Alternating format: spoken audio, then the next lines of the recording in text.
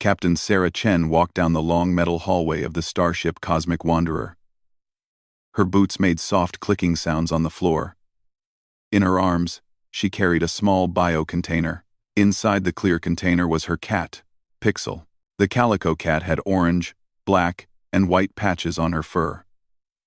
Pixel looked around with bright green eyes at her new surroundings. Sarah had been assigned to this research ship for a 6-month mission. The ship traveled to different planets to study alien life. She was the new human science officer. The crew was made up of different alien species from across the galaxy. As Sarah entered the main deck, conversations stopped. All eyes turned to look at her and the small container she carried. The ship's security chief, Commander Thex, stood near the central console. He was a Vorthak, a species that looked like giant gray wolves that walked on 2 legs. He had 4 powerful arms and stood nearly 8 feet tall. His yellow eyes focused on the bio-container. "What is that?" Commander Thex asked in his deep, rumbling voice. "This is Pixel, my cat," Sarah said. She set the container down gently on a nearby table. "She's my companion." Dr. Quillen moved closer to examine the container. Dr. Quillen was a Zeridian, with a large round head and 8 tentacle-like arms. His species was known for their intelligence and love of science. He pulled out a small scanning device and pointed it at Pixel. "Fascinating," Dr. Quillen said, his voice making bubbling sounds. "But why did you bring such a creature on a research mission?" "Cats make good companions," Sarah explained. "They help reduce stress during long space missions. Many human ships have cats." Commander Thex laughed, a sound like rocks grinding together. "You brought a pet? This tiny thing?" He leaned down to look closer at Pixel. The cat was cleaning her front paw with her pink tongue. "It looks like food. Not a companion." Several crew members gathered around to see the cat. There were 3 Skarn warriors near the back. The Skarn looked like large insects that walked upright. They had hard, shell-like skin and sharp mandibles. They made clicking sounds as they talked to each other. "On our world," one of the Skarn said, "our companion animals have armor plating and metal claws. They can fight alongside us in battle." "What does this small creature do?" "She's a predator," Sarah said. "Cats are hunters." This statement caused laughter throughout the room. Commander Thex slapped his knee with one of his 4 hands. Dr. Quillen's tentacles wiggled in amusement. "A predator?" Dr. Quillen said, checking his scanner readings. "My instruments show this creature weighs only 8 pounds. It has no natural armor, no visible weapons, and minimal muscle mass. The claws appear designed for climbing, not combat." "Look at it," Commander Thex said. "It spends its time licking itself. Real predators don't waste energy on grooming." Sarah opened the bio-container. Pixel stepped out carefully and looked around the room. The cat's ears moved back and forth as she listened to all the strange new sounds. Her tail twitched slightly. "See how nervous it is?" one of the Skarn warriors said. "A true hunter would show no fear." Pixel began to explore the area around the table. She moved slowly and carefully, sniffing at different objects. When she came close to Commander Thex's feet, she paused and looked up at him. The massive alien warrior looked down at the small cat. "It's not even afraid of me," Commander Thex said with amusement. "Either it's very brave or very stupid." "Probably stupid," Dr. Quillen said. "Domesticated animals often lose their survival instincts. This creature has clearly been bred for dependency, not independence." Sarah felt her patience wearing thin, but she remained professional. Cats have been companions to humans for thousands of years, but they've never lost their hunting abilities. "What do they hunt?" asked Lieutenant Zora, a female Vorthak who served as the ship's navigator. "Small insects, tiny rodents, mice, rats, birds," Sarah listed. "Sometimes larger prey." "How much larger?" Commander Thex asked with a grin that showed his sharp teeth. "Well, there are stories of cats fighting off dogs, or even small bears," Sarah said. The laughter grew louder.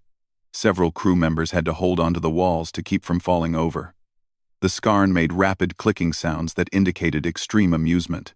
A creature this size fighting a bear? Dr. Quillen wiped tears from his large eyes.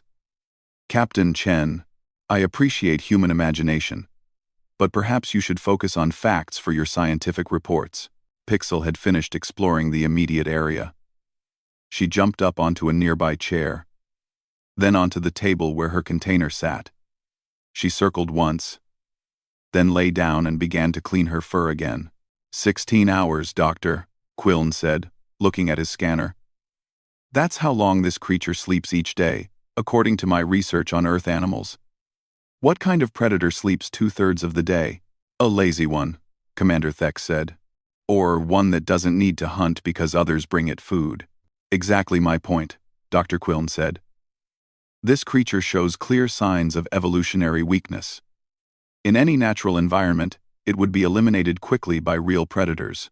Sarah picked up Pixel and held her gently. The cat began to purr. A soft, vibrating sound that seemed to puzzle the alien crew members. What's that noise? Lieutenant Zora asked. Is it in distress? She's purring, Sarah explained. It means she's happy and content. It makes noise when it's happy? One of the Scarn asked. That would alert every predator in the area to its location. This proves my point, Commander Thek said. Real warriors stay silent. Only prey animals make unnecessary sounds. Dr. Quillen made notes on his data pad. I would like to study this creature during our mission, Captain Chen. It could provide insights into how domestication affects a species over time. As long as you don't harm her, Sarah said. Of course not, Dr. Quillen said. Though I suspect any real danger would come from the environment, not from my studies. This creature appears completely unprepared for life aboard a starship. Sarah looked around the room at all the amused faces. She realized that trying to explain Pixel's true nature would be pointless. These aliens saw only a small, soft, lazy creature. They had no understanding of what cats were really capable of. Come on, Pixel, Sarah said. Let me show you to our quarters. As they left the main deck, Sarah could hear the crew members still laughing and making jokes about the helpless little Earth pet. She shook her head and smiled slightly. They would learn eventually. In her experience, people who underestimated cats usually discovered their mistake the hard way. 3 weeks had passed since Sarah and Pixel joined the crew of the Cosmic Wanderer. The ship continued its research mission, traveling between different star systems. During this time, Pixel had become the unofficial entertainment for the alien crew members. Every morning, when Sarah let Pixel out of their quarters to explore, crew members would gather to watch the small cat. They made bets on how long she would survive if faced with any real danger. The betting pool had grown quite large. I give the little creature 2 minutes against a Venusian sandworm, said Chief Engineer Corks, a stocky alien with blue skin and 6 arms. Maybe 3 minutes if it runs fast. Too generous, Commander Thex replied, checking his datapad. 45 seconds, maximum. Look at how it moves. No awareness of its surroundings. No defensive posture. They were watching Pixel explore the engineering section. The cat moved slowly between the large machines, her nose twitching as she smelled the different scents. Her tail moved back and forth in a relaxed manner. Dr. Quillen approached with his scanner in hand. He had been studying Pixel for weeks now, documenting what he called the behavioral patterns of an evolutionary failure. Fascinating, Dr. Quillen said, watching his readings. The creature's heart rate remained steady even in this new environment. Most prey animals would show signs of stress. Maybe it's too stupid to know it should be afraid, suggested Lieutenant Zora. Sarah was nearby, working on calibrating some research equipment. She listened to their conversation and tried to stay calm. She had heard similar comments every day for 3 weeks. Look at its sleeping habits, Dr. Quillen continued, pulling up data on his scanner. Yesterday, I recorded 18 hours of sleep. 18 hours? What predator sleeps that much? A dead one, Commander Thex said, causing laughter from the gathered crew. Pixel had found something interesting near the main engine housing. She crouched low to the ground, her body becoming very still. Her eyes focused intensely on a small maintenance drone that was moving along the floor, checking the engine systems. "Oh, look," said Chief Engineer Corks. The little creature sees the drone. "Watch how it runs away." But Pixel didn't run away. Instead, she moved even lower to the ground. Her pupils grew larger. Her ears pointed forward. Every muscle in her small body became tense. The maintenance drone moved closer, following its programmed path. Pixel began to move, but not away from the drone. She crept forward, staying low. Her movements were completely silent. She positioned herself behind a piece of equipment where the drone would pass. "What is it doing?" Lieutenant Zora asked. Sarah watched with interest. She recognized this behavior, but the alien crew members clearly didn't. The drone approached Pixel's hiding spot. Without warning, Pixel exploded into motion. She leaped from behind the equipment and landed directly on top of the drone. Her claws extended and gripped the metal surface. Her teeth bit down on one of the drone's sensor cables. The drone stopped moving and made a small beeping sound. Pixel held on for a few seconds, then released it and stepped back. The drone continued on its path, undamaged but confused.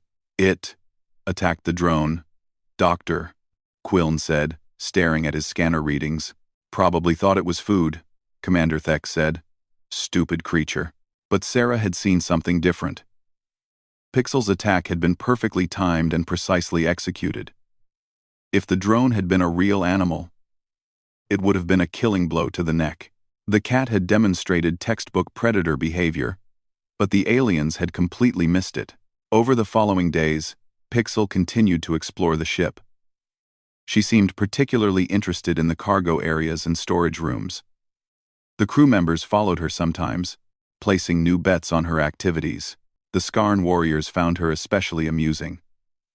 Their own companion animals back home were large, armored creatures with razor-sharp claws and metal teeth. These beasts could tear through solid rock and fight alongside Skarn soldiers in battle.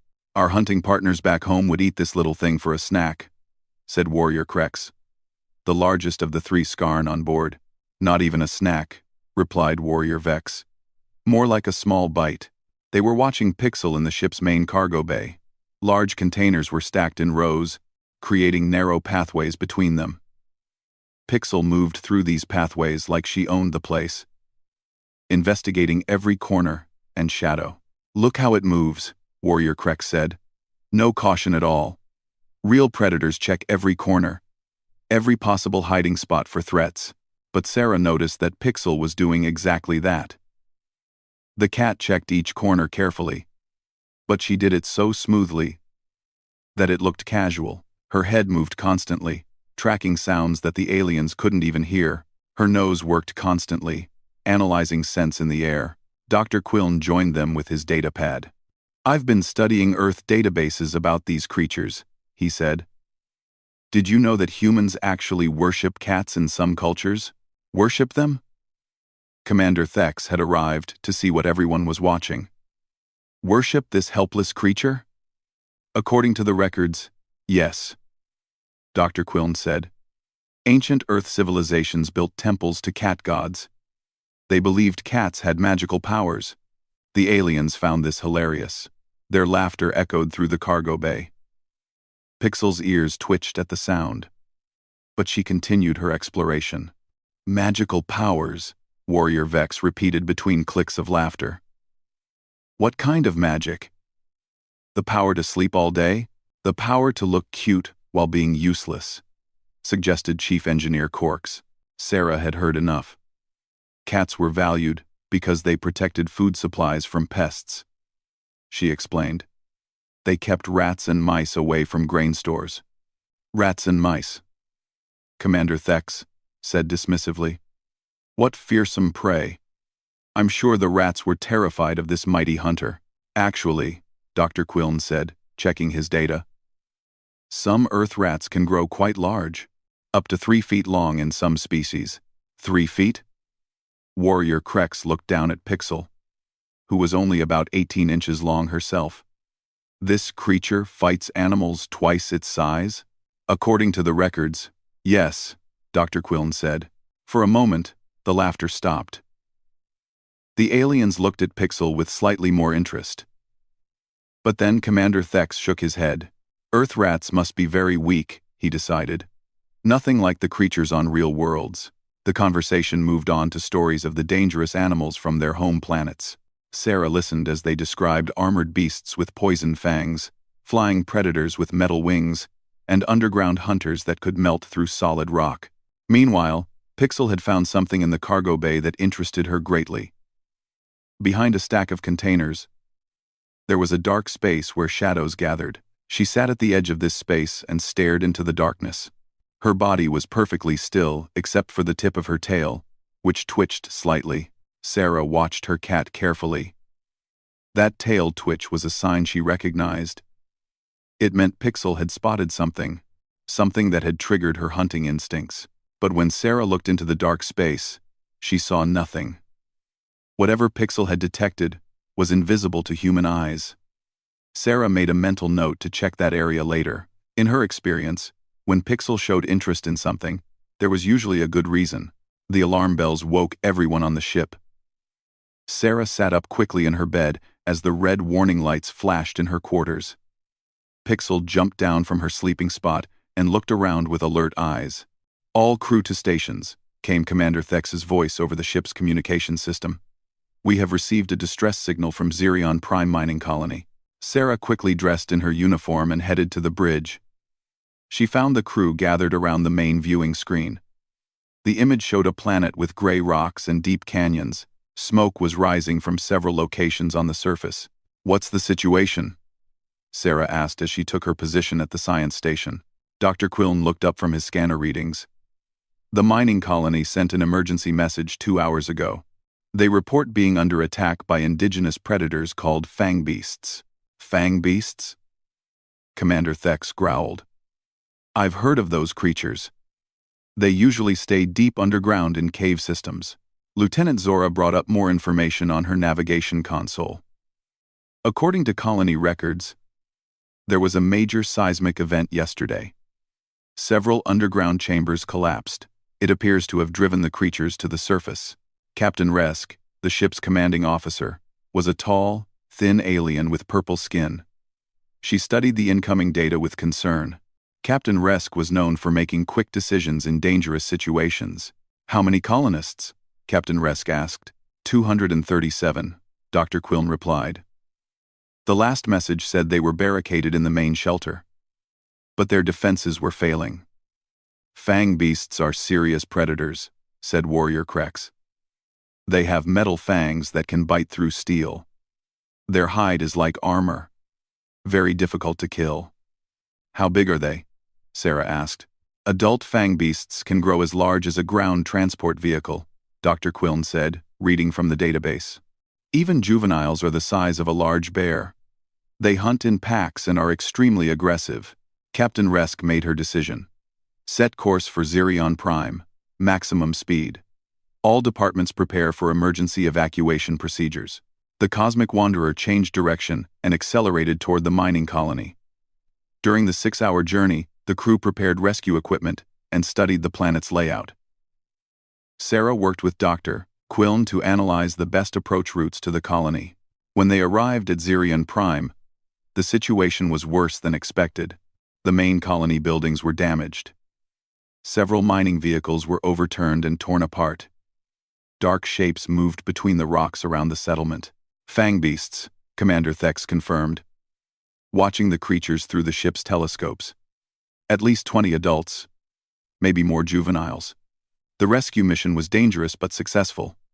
Using armed shuttles, the crew managed to evacuate all the surviving colonists. The Fangbeasts attacked the shuttles several times, but their metal fangs couldn't penetrate the ship's armor. During the evacuation, Sarah noticed that many of the colonists were injured. Dr. Quillen worked quickly to treat wounds from Fangbeast attacks. The creature's fangs contained a mild poison that caused infection. These beasts are more dangerous than I expected, Dr. Quillen said as he treated an injured miner. Their hunting strategy is very sophisticated. The last shuttle returned to the Cosmic Wanderer, just as more Fangbeasts emerged from underground tunnels. Captain Resk ordered the ship to leave orbit immediately. All colonists are secure in the guest quarters, Lieutenant Zora reported. Medical team is treating the injured. Good work, everyone, Captain Resk said. Set course for the nearest space station. We'll transfer the colonists there. Sarah was exhausted from the rescue mission. She returned to her quarters to check on Pixel. The cat was sitting on the bed, grooming herself calmly. She looked up when Sarah entered. Hello, girl, Sarah said, scratching Pixel behind the ears. Everything's okay now, but everything was not okay. Deep in the ship's cargo bay, something was moving. During the confusion of the rescue mission, one creature had managed to get aboard the Cosmic Wanderer. The Fangbeast was young, about the size of a large bear.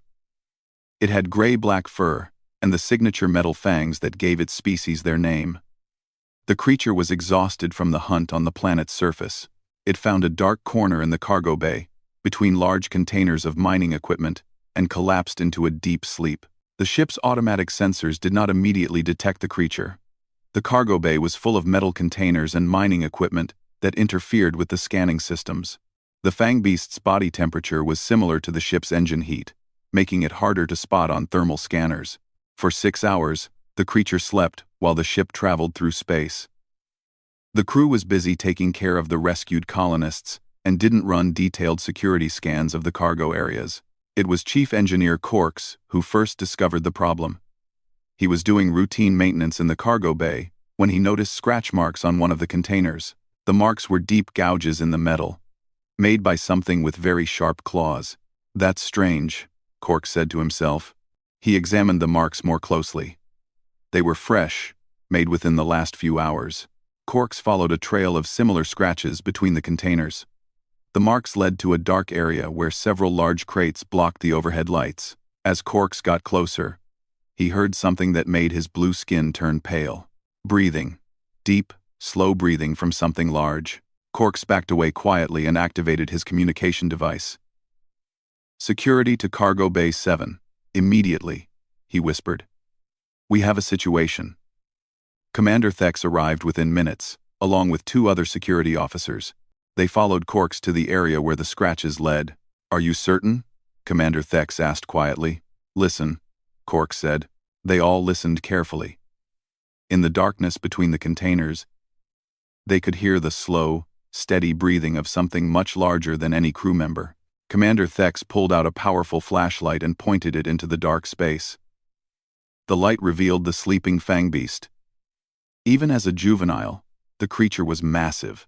Its metal fangs gleamed in the flashlight beam. Its armored hide showed scars from many battles. How did this get aboard? Commander Thex whispered. Must have climbed into one of the shuttles during the rescue, one of the security officers suggested. Alert the captain, Commander Thex ordered, and wake Dr. Quiln.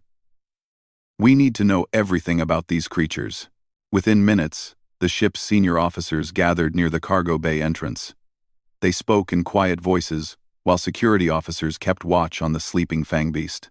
The creature appears to be in deep sleep, Dr. Quiln reported, after scanning from a distance. Fangbeasts can sleep for 12 to 16 hours after a major hunt. It's probably exhausted from the surface attacks. Can we use sleeping gas? Captain Resk asked. Too dangerous, Dr. Quiln said. We don't know how these creatures react to alien chemicals. We could make it angry instead of unconscious. Energy weapons? Suggested Commander Thex. Not in the cargo bay, Chief Engineer Cork said. Too many sensitive containers. An energy blast could cause explosions or damage the hull. Captain Resk studied the situation. The Fangbeast was trapped between containers in a narrow space. The creature was too large to move quickly in the confined area. But it was also in a position where conventional weapons couldn't be used safely. We need a new plan, Captain Resk said. Something that doesn't risk the ship or the passengers. As the senior officers discussed options, none of them noticed that Pixel had escaped from Sarah's quarters again. The small cat moved silently through the ship's corridors, following scents and sounds that had caught her attention. The senior crew gathered in the briefing room next to the cargo bay. Through the reinforced window, they could see the dark space where the Fangbeast was sleeping. Security cameras showed the creature's massive form between the containers. We need to remove this threat quickly, Captain Resk said. We have over 200 civilians on board. Commander Thex studied the layout on his datapad. The creature is positioned in the worst possible location. The space between containers is too narrow for our team to move effectively. My warriors could attempt a coordinated attack, suggested Warrior Krex. We are trained for combat in confined spaces. Dr. Quillen shook his head. Too dangerous. A Fangbeast in close combat is nearly unstoppable. Their metal fangs can bite through almost any armor. What about herding it to a more open area? Asked Lieutenant Zora. How do you herd something that dangerous? Chief Engineer Corks asked. The moment it wakes up, it will attack anything that moves. Commander Thex pulled up technical drawings of the cargo bay. We could try to block its escape routes, then use energy weapons from a safe distance. The containers are full of mining equipment and fuel cells, Corks reminded him. One stray shot could cause a chain reaction that destroys half the ship. Captain Resk studied the options. Every plan they discussed had serious risks. The Fangbeast was too dangerous to fight directly, but too well positioned to attack safely from a distance. What about environmental controls? Dr. Quillen suggested. We could lower the temperature in the cargo bay. Cold-blooded creatures become sluggish in low temperatures. Fangbeasts are warm-blooded, Warrior Vex corrected him. Cold won't slow them down much. Sonic disruption? Suggested another officer. The cargo containers would block most sonic waves, Commander Thex said. We'd need direct line of sight. The discussion continued for another hour. Each solution they proposed had problems. The Fangbeast was like a bomb that could go off at any moment. But they couldn't defuse it safely. During the meeting, Sarah realized she hadn't seen Pixel in her quarters when she returned from the briefing. She checked the small spaces where Pixel liked to hide, but found nothing. Computer, locate Pixel, Sarah said to the room's AI system.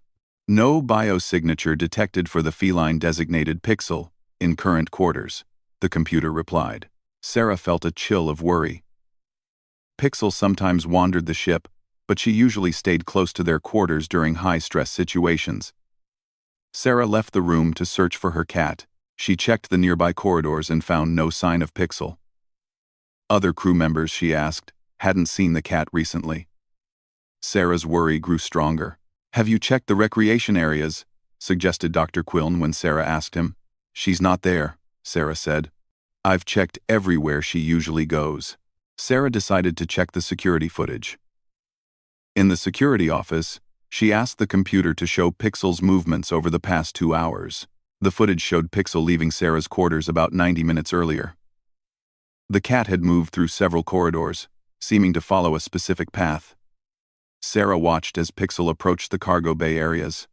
Oh no, Sarah whispered. The security footage showed Pixel entering a maintenance shaft that led to the ventilation system. The ventilation shaft connected to the cargo bay where the Fangbeast was sleeping. Sarah ran from the security office toward the cargo bay. She had to warn the others before Pixel encountered the dangerous creature. When Sarah arrived at the briefing room, the officers were still discussing plans. We have a problem, Sarah announced, interrupting their conversation. Another problem? Captain Resk asked. Pixel is missing. Security footage shows her entering the ventilation system near Cargo Bay 7. Dr. Quillen checked his scanner. The ventilation shaft connects directly to the bay where the Fangbeast is located. Commander Thex stood up quickly. That little creature will wake the Fangbeast if it makes any noise. Cats are very quiet, Sarah said, but her voice showed her worry. Not quiet enough, Warrior Krex said grimly.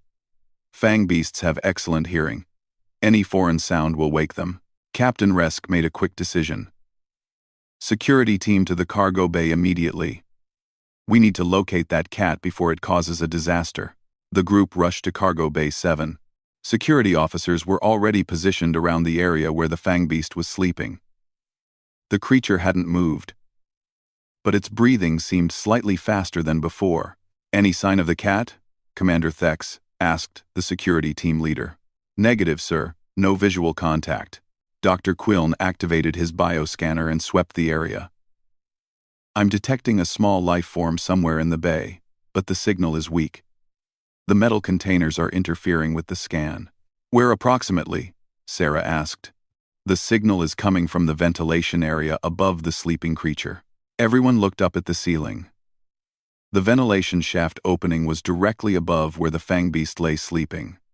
If Pixel fell from that height, or made any noise, the creature would definitely wake up. "We need to evacuate this section immediately," Captain Resk ordered. "If the Fangbeast wakes up, we'll have to seal the cargo bay and hope the blast doors hold." "What about Pixel?" Sarah asked. "I'm sorry, Captain Chen," Captain Resk said gently.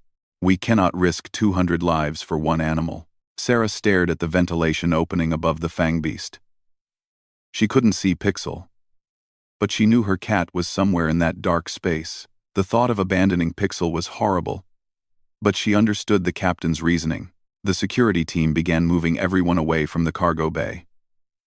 Emergency protocols were activated. Blast doors prepared to seal the area if the Fangbeast woke up. As they retreated to a safe distance, Dr. Quillen continued monitoring his bioscanner. "The small life form is moving," he reported. "It's approaching the creature's location." "Approaching?" Commander Thex asked. "Why would it move closer?" "Maybe it's trying to find another way out," Sarah suggested, but her voice was uncertain. On the security monitors, they watched the sleeping Fangbeast. The creature's ears twitched slightly.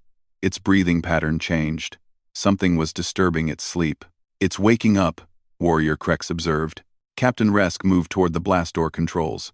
"Prepare to seal the bay." Sarah watched helplessly as the Fangbeast began to stir. The massive creature's eyes opened slightly. Its metal fangs caught the light from the overhead lamps. "Wait," Dr. Quillen said suddenly, staring at his scanner readings. "Something's wrong with these readings." "What do you mean wrong?" Commander Thex demanded. "The life signs from the small creature.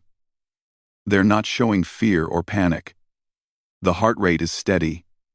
Almost calm." Everyone stared at the scanner display.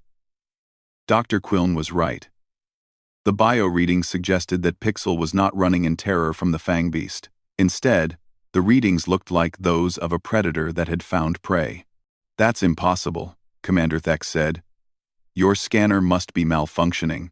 But Sarah was beginning to understand something that the aliens couldn't.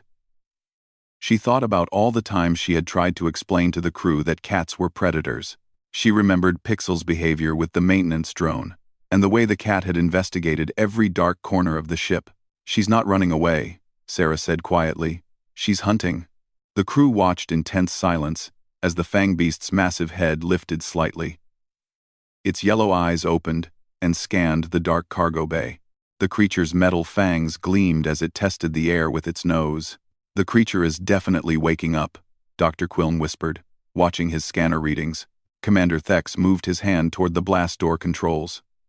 "Captain, we should seal the bay now, before it fully awakens." But Captain Resk held up her hand. "Wait. Where exactly is the cat?" Dr. Quillen focused his scanner on the area above the Fangbeast. "The biosignature is directly above the creature. In the ventilation shaft opening." Sarah pressed closer to the security monitor. She couldn't see Pixel clearly in the darkness, but she knew her cat was there. "What is she doing?" "Probably frozen with terror," suggested Lieutenant Zora. The Fangbeast raised its head higher and looked around the cargo bay. It seemed confused about what had woken it. The creature stood up slowly, its massive body unfolding between the containers. Even as a juvenile, it was enormous. Its armored hide scraped against the metal containers as it moved. "Look at the size of that thing," Chief Engineer Corks whispered. "Your little cat doesn't stand a chance." "Oh, but Dr. Quillen was reading something strange on his bioscanner. "This doesn't make sense. The feline's vital signs are showing extreme focus, not fear. Heart rate is elevated, but controlled. Muscle tension is high, but not from panic. Your scanner is broken," Commander Thex said flatly.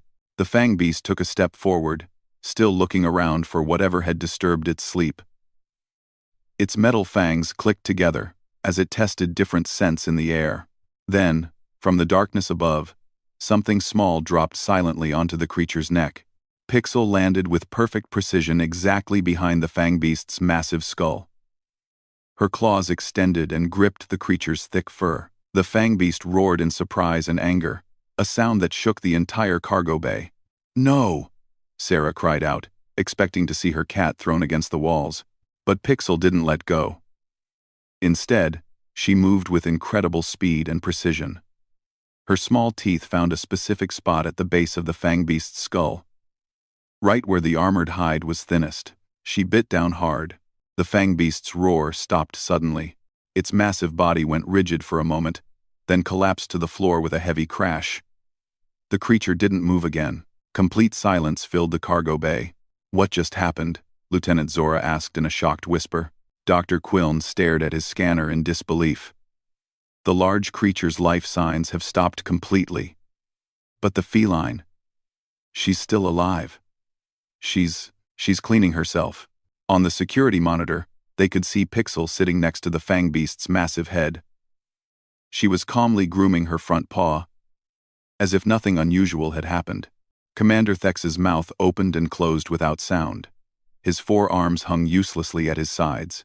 "That's impossible," Warrior Krek said. Dr. Quillen activated his medical scanner and pointed it at the dead creature.